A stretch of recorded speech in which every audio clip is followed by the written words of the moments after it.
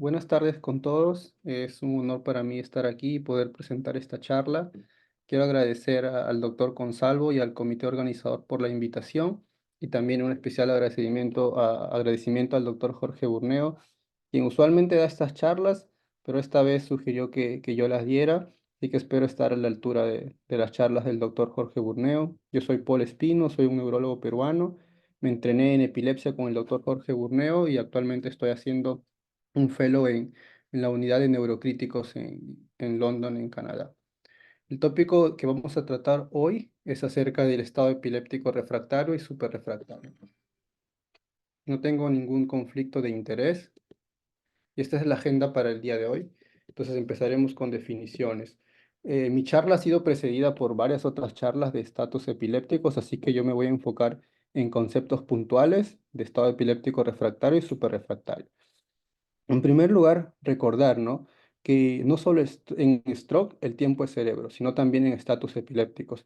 Una evidencia de esto es que ahora la definición operacional de estatus epilépticos considera dos tiempos importantes, lo que le llaman el T1 y el T2. El T1 significa que a partir de un tiempo límite, una crisis va a ser, va a continuar, ¿no? Y es improbable de que ésta se pare por sí sola y necesita una intervención, es decir, necesita empezar tratamiento. Este tiempo uno varía según el tipo de crisis. Para las crisis bilaterales tónico-clónicas es 5 minutos, para las crisis focales con alteración de conciencia son 10 minutos y para el estado de ausencia es 15 minutos o de 10 a 15 minutos. Si la crisis continúa, luego llega un punto que le llamamos el tiempo 2, a partir del cual uno espera o uno sabe de que va a haber daño a largo plazo, consecuencias a largo plazo debido a daño neuronal o injuria neuronal. Este tiempo 2 también varía según el tipo de crisis y es 30 minutos para las crisis bilaterales tónico-clónicas, 60 minutos para las crisis focales con alteración de la conciencia y no se sabe bien que el tiempo para las crisis de ausencia, ¿no? Recordar que el estado epiléptico es una emergencia neurológica y se asocia a alta morbilidad y mortalidad. El estado epiléptico tiene cuatro estadios, los estadios tempranos y el establecido ya lo han hablado antes. Nos vamos a enfocar en el refractario y el superrefractario. Si bien es cierto, el tiempo es muy importante en el estado epiléptico, la definición de estado epiléptico refractario y superrefractario es en base a la respuesta al tratamiento. Entonces decimos que un estado epiléptico es refractario cuando las crisis epilépticas persisten a pesar de que uno ha administrado una benzodiazepina y otro medicamento endovenoso anticrisis epiléptica. Y hablamos de que un paciente está en estado epiléptico superrefractario cuando las crisis persisten por lo menos 24 horas después del inicio de anestésicos o ya sea porque fallamos, es decir, le dimos anestésicos y el paciente sigue en crisis, o porque cuando le estamos reduciendo los anestésicos el paciente recurre en crisis, o cuando una vez hemos parado el anestésico, después el paciente vuelve a estado epiléptico. Entonces ya estamos hablando de un estado epiléptico súper refractario. Podemos subclasificar tanto el estado epiléptico refractario y el superrefractario como prolongado cuando este dura más de 7 días. Y recordar de que la mayoría de estos pacientes son manejados en la UCI y que a mayor tiempo del estado epiléptico, la mortalidad y la morbilidad se incrementa. Nosotros sabemos o hay algunos conceptos que más o menos explican por qué ocurre el estado epiléptico, sobre todo el estado epiléptico establecido o el temprano, pero menos se conoce respecto al estado epiléptico refractario y superrefractario. Se sabe que al inicio, cuando recién empieza el estado epiléptico, existe alteración en los canales iónicos, se liberan neurotransmisores excitatorios, existe fosforilación de proteínas, todo eso incrementa el riesgo o lo que hace es que las crisis persistan. Luego, dentro de segundos y minutos, existe una alteración en los receptores de los neurotransmisores excitatorios e inhibitorios. En caso de los receptores inhibitorios como los receptores GABA, lo que ocurre es una internalización de estos receptores. Entonces el efecto inhibitorio se pierde porque ya no hay receptores en donde pueda actuar el GABA, que sabemos que es inhibitorio. Estos receptores se internalizan y luego son llevados a los lisosomas para que sean destruidos o se reciclan en el aparato de Golgi. Y por otro lado, los receptores excitatorios, por mecanismos que no se comprenden bien, se incrementan, ¿no?, en la membrana. Es decir, que la neurona se hace predispuesta a ser más excitatoria y pierde su potencial inhibitorio. Conforme pasan los minutos y las horas, que ya estamos en estado epiléptico refractario, acá intervienen sobre todo la sustancia P y el neuropéptido Y, que son ambos neuropéptidos, ¿no? La sustancia P es más epileptogénica y este se incrementa, y el neuropéptido Y, que es más un protector, disminuye y por ende se predispone más a las crisis.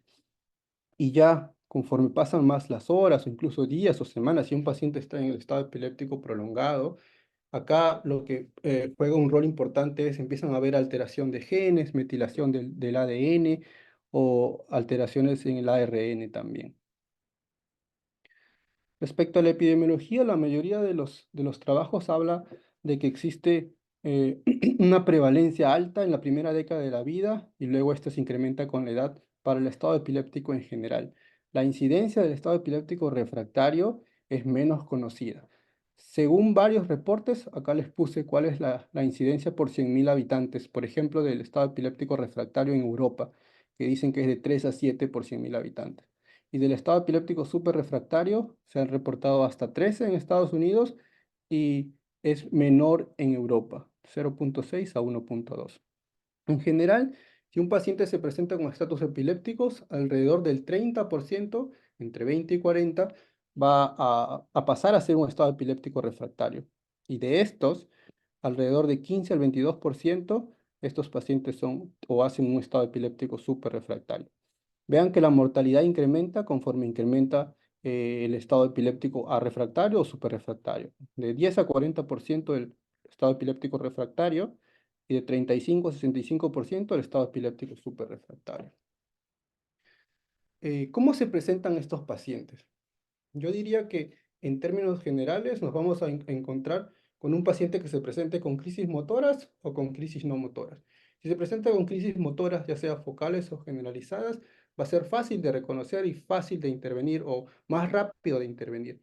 El problema es cuando se presenta con crisis no motoras, y acá podemos encontrarnos en un paciente que está en coma y que pueda presentarse con un estado epiléptico no convulsivo, y el diagnóstico se hace más difícil si es que esto no fue precedido por una crisis motora.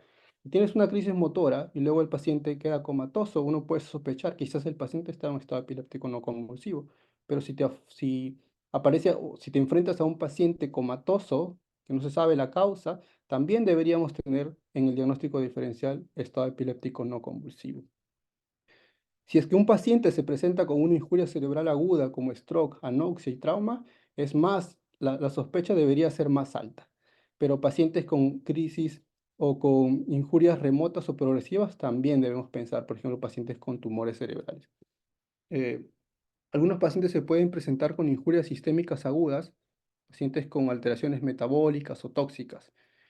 Y recordar que los pacientes con estado epiléptico no convulsivo tienen una alta prevalencia, del 20 al 44%, sobre todo si es una causa aguda como infecciones, stroke, hemorragias subaracnoideas. Pero incluso en pacientes que no están en UCIs neurológicas, han sido ingresados por otros motivos, la prevalencia de estado epiléptico no convulsivo puede llegar hasta 20%, ¿no? Y esto se sabe más ahora por el uso más rutinario o por el mayor uso de los EEG continuos. Supongamos que tenemos un paciente en donde no ha tenido crisis motoras, entonces luego el diagnóstico se va a basar en el electroencefalograma, que es una herramienta muy importante para estos pacientes. Entonces recordar, ¿no? Si en este paciente nos enfrentamos a un paciente como este, recordar que es una crisis electrográfica, ¿no? Y si tenemos este es un segundo, ¿no? Ya saben que eso es un segundo y luego tenemos las descargas. ¿Cuántas descargas por segundo? Acá alrededor de 3. Entonces, en 10 segundos, si tenemos más de 25 descargas, eso corresponde a una crisis electrográfica. Si esta crisis electrográfica dura más de 10 minutos, entonces ya estamos hablando de un estado epiléptico. O si la crisis electrográfica es más del 20% en una hora de grabación, hablamos de un estado epiléptico. Y luego para decir que es refractario o superrefractario, va a ser en base a la respuesta del tratamiento que hemos establecido. Obviamente la definición de crisis también se va a hacer si es que tiene una evolución o si está asociado a cambios clínicos o si hay una respuesta a la medicación ante crisis epiléptica, ¿no? Esta es una paciente que vimos, que es después de un paro cardíaco, y aquí vean de que no hay más de 2,5 Hz de actividad epiléptiforme por segundo, pero acá hay actividad clínica, que hay mioclonías palpebrales, entonces esta paciente está en un estado epiléptico. Un paciente comatoso después de un paro cardíaco con mioclonías palpebrales el EEG también confirma que el paciente está en un estado epiléptico. Esta es otra paciente en donde, a diferencia de los dos primeros, esta es más una actividad epileptiforme focal, como pueden ver en las regiones frontales y en la región central. Y después de 15 minutos, es decir, más de 10 minutos, el paciente estaba en un estado epiléptico focal y su presentación clínica fue confusión. En cuanto a las etiologías, la mayoría de estos pacientes tienen un diagnóstico previo de epilepsia, pero los otros pacientes son, eh, la etiología es sintomática aguda, ¿no? Infecciones, trauma, stroke, eso es lo más importante. Luego, desórdenes metabólicos o tóxicos. Antes se hablaba de que un gran porcentaje podía ser idiopático, pero ahora se sabe de que un grupo de estos es de etiología autoinmune o un grupo pequeño también de etiología genética, ¿no? Y acá ven la prevalencia, pero también la mortalidad. Y aunque lo más prevalente son pacientes con epilepsia, la mortalidad en estos pacientes es baja. El pronóstico es mejor en estos. Pero vean, en pacientes con hipoxia, como la mortalidad es bastante alta, ¿no? Y la mortalidad depende de la etiología, pero también de otras complicaciones. Como ven acá en este gráfico, cómo varía la mortalidad según otras complicaciones. Existe más o menos un 20% de pacientes en donde no había antecedente de epilepsia, no hay una lesión estructural, no hay una lesión metabólica o algo tóxico que explique por qué el paciente está en un estado epiléptico refractario y a esto se etiquetó como NORS o FIRE si es que es precedido por fiebre y ahora se sabe que un 50% de estos pacientes con NORS no se sabe bien la causa, pero el otro 50% en la mayoría de ellos es autoinmune, ya sea asociado a tumores o asociado o no asociado a tumores. Un grupo más pequeño es infecciones y otro grupo más pequeño es de causa genética, ¿no? ¿Y por qué? Recordar que este NORS no es una enfermedad, es un síndrome y muchas causas pueden darte NORS, pero se han agrupado o se considera como todo uno solo porque se quiere saber más por qué ocurre esto y además esto ayudaría a cómo tratar estos pacientes donde se ha visto que la inflamación es el principal problema.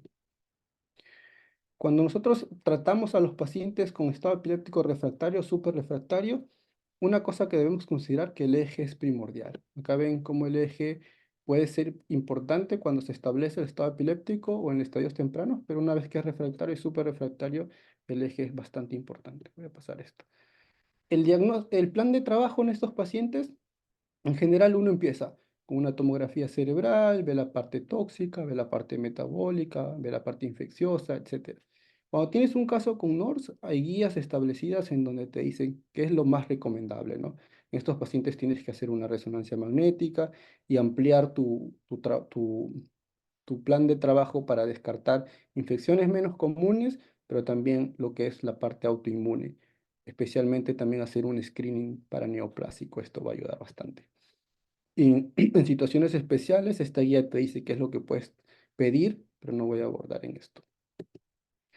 La resonancia magnética, una consideración importante de que a veces puedes tener hallazgos que no son debido a la causa subyacente, sino que son más debido a la continua actividad electrográfica, ¿no? Cambios debido al estatus epilépticos. Nosotros sabemos que hay hiperintensidades de patrón cortical, la afectación pulvinar del tálamo, como ven aquí en el lado B, o la afectación del cuerpo calloso con restricción en la difusión en la imagen D y E o aquí lo más típico, ¿no? El patrón de captación hipocampal.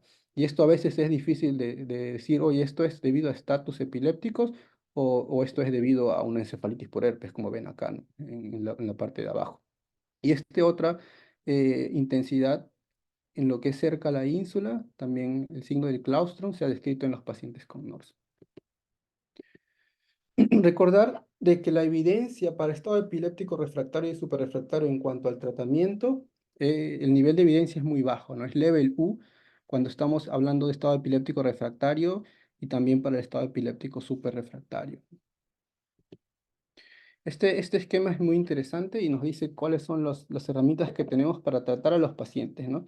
Entonces ya estaríamos acá en el estado epiléptico refractario y acá tenemos como que dos opciones. Añadir otra medicación endovenoso, porque supuestamente ya fallamos una benzodiazepina y ya fallamos una medicación endovenosa. Entonces el plan es añadir otro o ir de frente a anestésicos. En realidad no hay un consenso y esto va a depender del tipo de estatus epiléptico. Tienes un paciente con estatus epilépticos generalizado, convulsivo o con la alteración severa de conciencia que el paciente no protege vía aérea, necesita ser intubado, sedado, usualmente se va a la parte de los anestésicos. Y un paciente en donde puede mantener la vía aérea, uno puede intentar otra medicación endovenosa para ver si el estado epiléptico se resuelve. Cuando uno va a los anestésicos, muchas veces, en la mayoría de casos, además de los anestésicos, añadimos otro medicamento endovenoso, ¿no?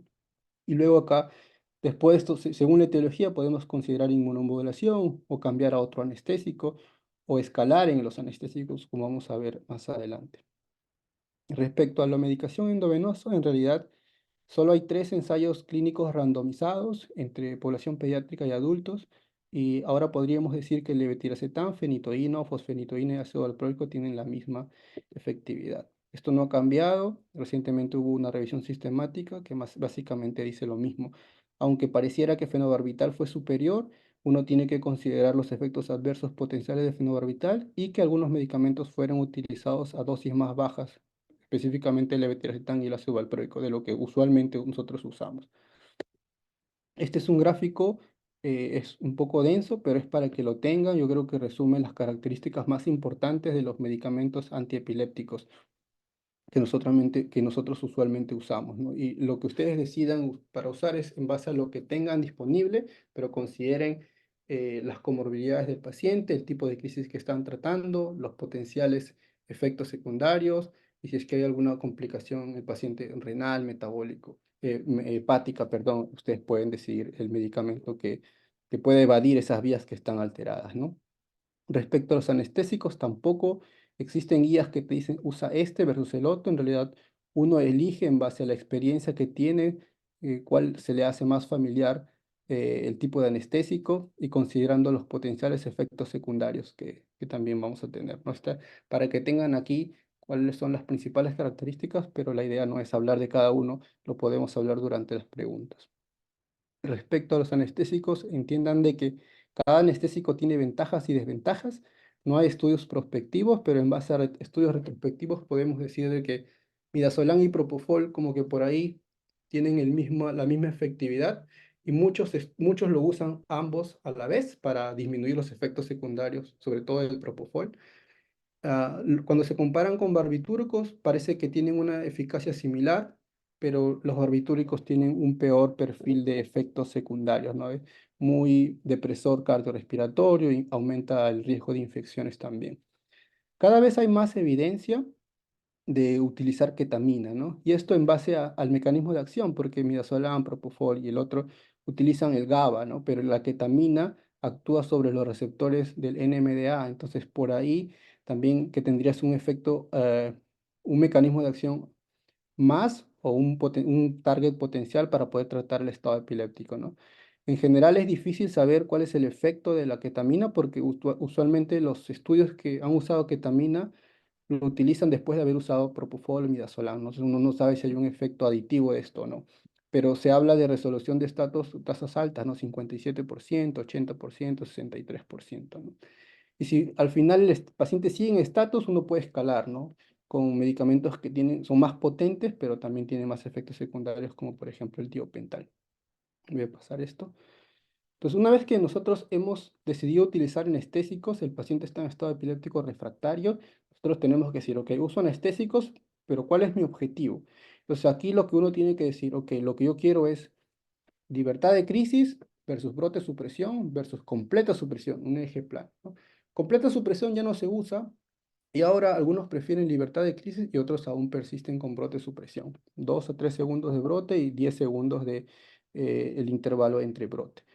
En realidad en nuestro centro nos enfocamos más a la supresión de crisis, pero a veces cuando nosotros utilizamos anestésicos para suprimir las crisis, esto nos lleva a un brote de supresión de todas maneras, ¿no? ¿Por qué preferimos evitar una sedación profunda? Porque hay algunos estudios que ahora han hallado de que a mayor profunda es la sedación, los outcomes son peores y existe mayor tasa de complicaciones, aunque hay otros estudios que dicen que si la sedación es profunda pero breve, esto puede ser beneficial, ¿no? Una vez que se tiene la sedación, según lo que uno haya establecido, libertad de crisis o brote de supresión, el objetivo es mantenerlo por 24 horas. Esto es algo arbitrario en base a recomendación de expertos y luego empezamos a quitar la sedación. Entonces, cuando empezamos a quitar la sedación, uno tiene que valorar cuál es el riesgo que después de quitar la sedación el paciente vuelva a estados epilépticos o se haga súper refractario, ¿verdad? Y acá hay algunas series de cosas que nos puede ayudar basados en el eje. Si tienes un paciente que tiene brote de supresión altamente epileptiforme, o los brotes son de una amplitud alta, o son monomórficos, o los intervalos de interbrotes son muy cortos, entonces esto puede predecir de que haya riesgo de recurrencia. Falta más estudios para poder concluir en esto, pero es una cosa que debemos tener en mente. Y luego, ¿cómo los retiramos? En realidad esto va a variar. No hay una guía. Nosotros utilizamos, por ejemplo, para Propofol un 20% cada 3 horas y para Midazolam acá es muy variable. Hay algunas literatura que te dice reducir 1 miligramo cada 12 horas, 1 miligramo por hora cada 12 horas, aunque hay literatura que dice que si lo hace más rápido también puede ser seguro. En realidad esto va a depender, ¿no? Si es que quizás puedes hacerlo un poco más rápido si es la primera vez que estás tratando de reducir la sedación, pero si luego fallas y luego quieres reducirlo otra vez, quizás puedes hacerlo un poco más lento. Este es un ejemplo de brote, supresión, ¿no? Este es otro ejemplo, pero acá vean que cada brote tiene mucha actividad epileptiforme de alto voltaje y sobre todo parece ser monomórfico, entonces estos pacientes tienen riesgo de recurrencia de las crisis, ¿no? Del estatus epilépticos, y esto pasó en este paciente cuando se le quitó la sedación, comenzó a tener muchas crisis, más del 20%, o sea, el paciente volvió a estatus epilépticos. Este es un ejemplo, cuando se le quita la sedación, algunos pacientes pueden hacer esto que le llamamos el ictal interictal continuo. Ven acá descargas, pero que esté como que a 1 o 2 Hz, no cumple más de 2,5 Hz, o sea, no es una crisis.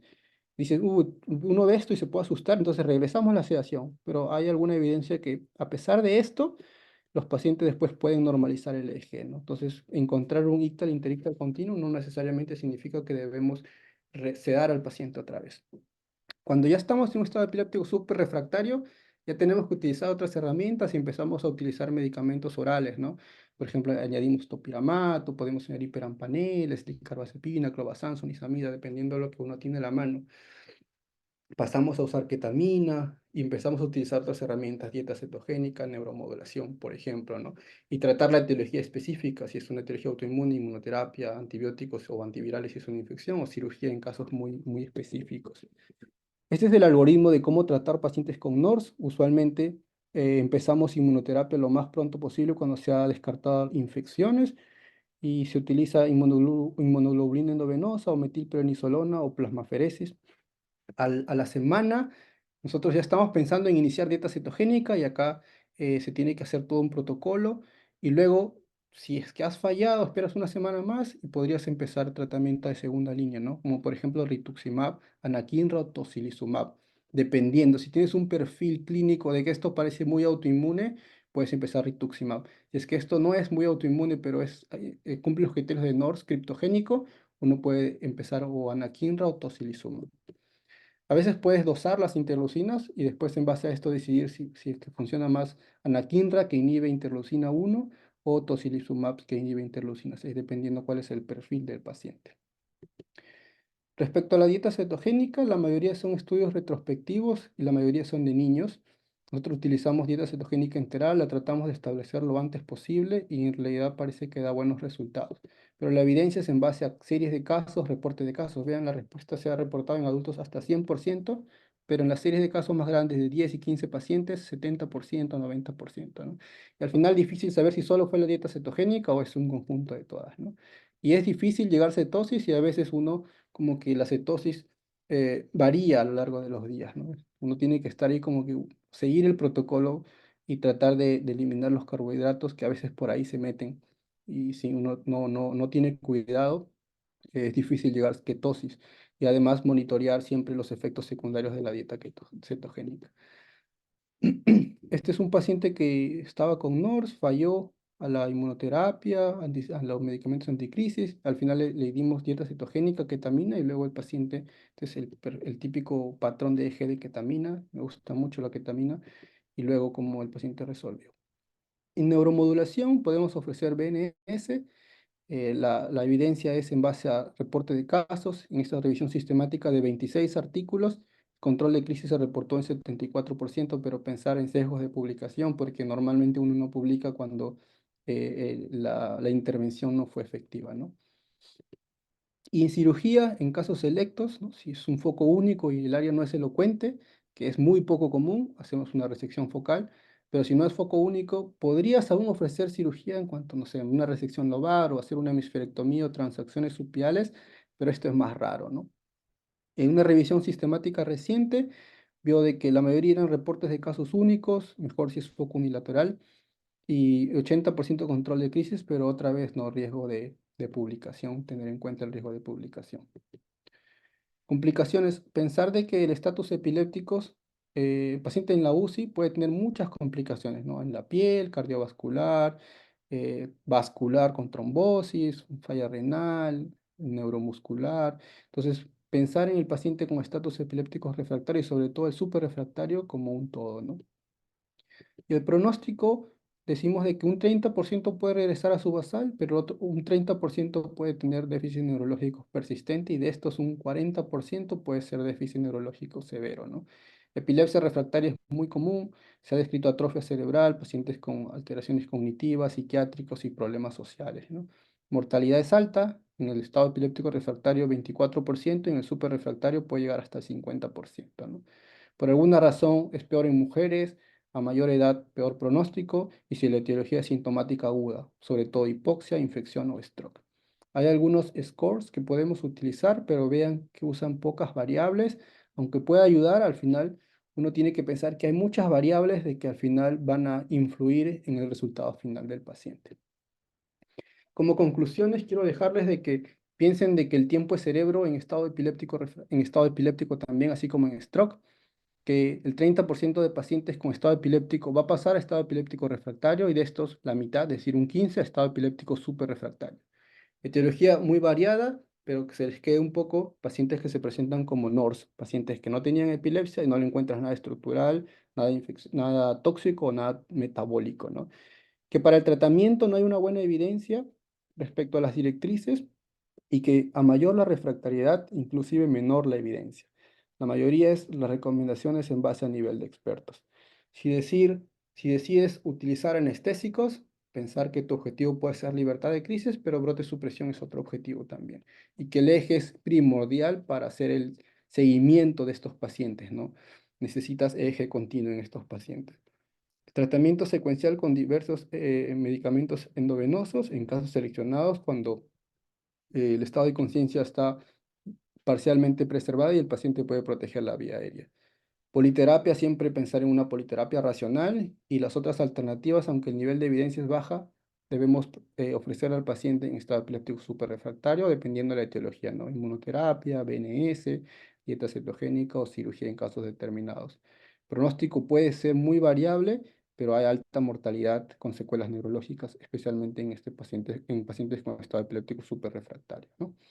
Entonces sería todo. Esta es mi última diapositiva, solo para mostrar un poco de la ciudad donde nací, que es Huacachina, en Ica, Perú.